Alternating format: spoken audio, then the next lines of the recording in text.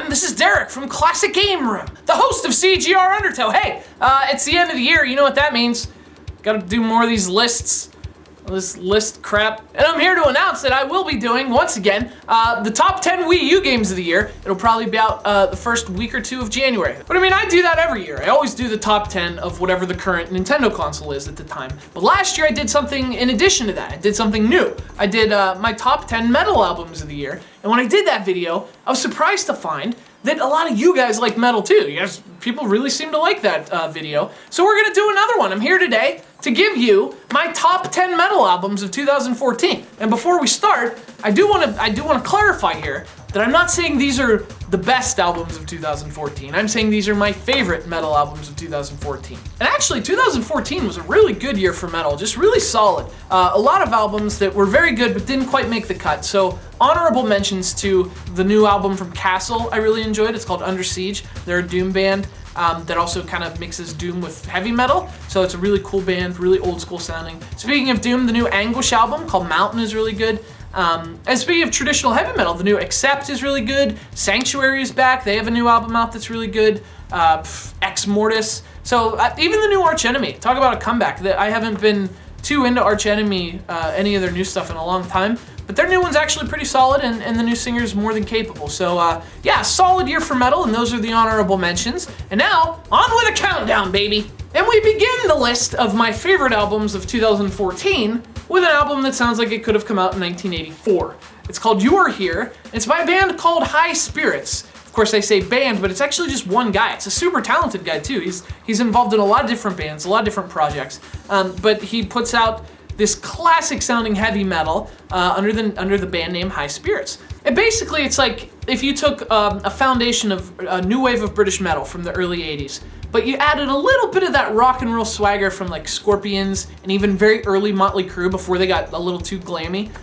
That's basically High Spirits. If there's a song I could recommend, check out When the Lights Go Down. Classic metal, it's number 10 on my list. But number 9's not as fun. I mean, it's still fun. It's just not as upbeat. It's by a band called Death Penalty. It's actually their debut album called Death Penalty. And the interesting thing about this band is that it's their first album, but these are hardly newcomers. These ain't rooks, you know what I mean? This band was formed by the guitar player from the legendary doom band Cathedral and the ex-singer of a doom band called Serpent Cult. So these are people with some serious doom cred. It is old school, to the point doom, riffy, just mountains of riffs that you have to climb over.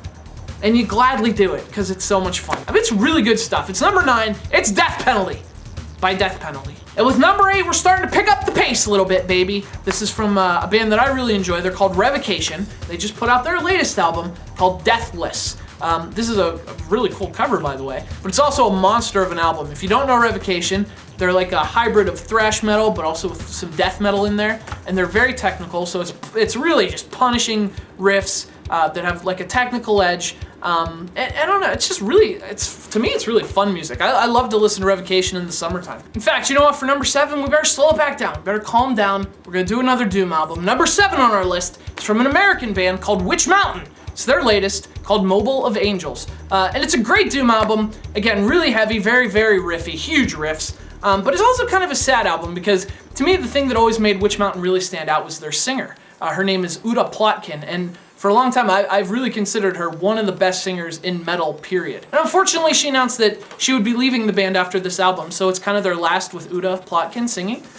So if you've never listened to Witch Mountain, hey, what better place to start than with Uta's swan song? It's Mobile of Angels. If you're gonna listen to any song, check out Psycho Anamundi.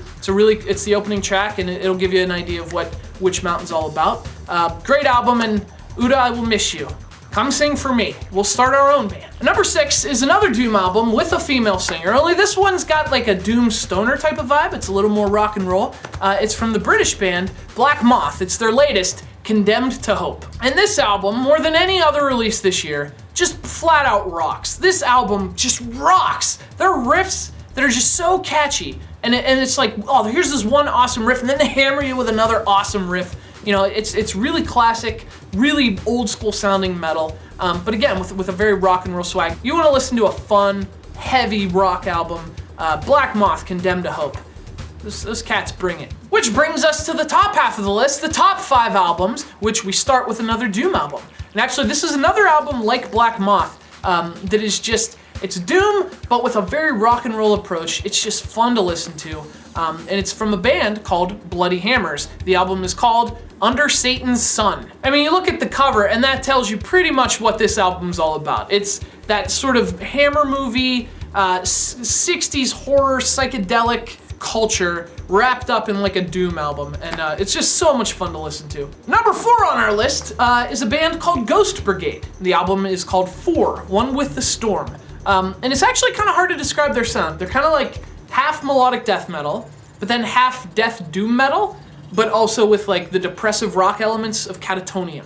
So actually, if you combined Insomnium and Catatonia, that's sort of the sound here, which is an amazing combination, and guess what? The results are pretty amazing too. If there are 2 songs I could recommend, I would say Aurora and Wretched Blues. They each sort of give you an idea of what this album is about. It's actually a really great album to listen to when it's snowing. Like, I hate the cold and I hate the snow, but if I'm listening to Ghost Brigade in the snow, it's like, I can see the beauty in this. This is kind of beautiful. And number 3 on my list is the reason I gave that little disclaimer at the beginning. When I said I'm not saying these are the best albums, I'm saying they're my favorites.